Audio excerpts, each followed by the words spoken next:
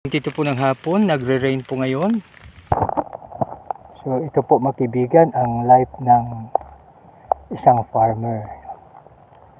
So matyagang naghintay ng ulan at under the rain gumagawa. So under the sunlight and sometimes under the moonlight. Sa kwan po mga kaibigan, sa experience po ni Abang Nico na ba nagpa-harvest, nagpa-tracer. So gabi yan, binabantayan. So kung maliwanag ang buwan, okay lang po siya, no? So yan, no? So kahit na umulan,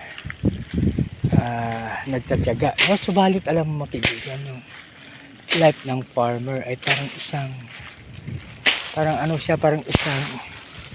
isang buntis, no? Na habang binubuntis yung baby, nasa sinapupunan ng mami, grabing sakripisyo niya, no? Nagtitiis, subalit nang iluwal na si baby, ang lahat ng sakripisyo, ang lahat ng mga sakit na naramdaman ay mawawala, no? So ganun din po ang farmer.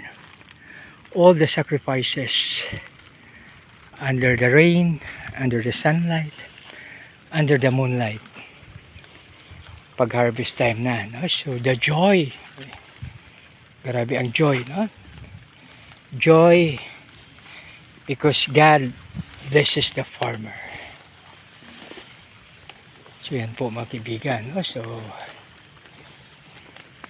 there is always time for everything.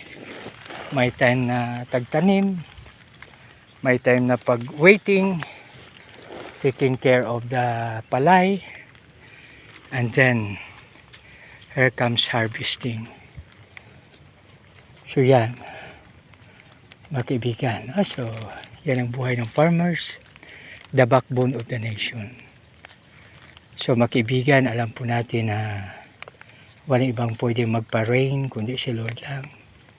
Walang pwedeng magpalago, magpabunga, magpataba ng pananim kundi siya lang po. Pero tayo po ang nagtatanim. Kaya huwag natin kalimutan Matthew 6:33, seek ye first the kingdom of God and His righteousness, and all these things shall be added unto you. Isang maganda, mapagpala,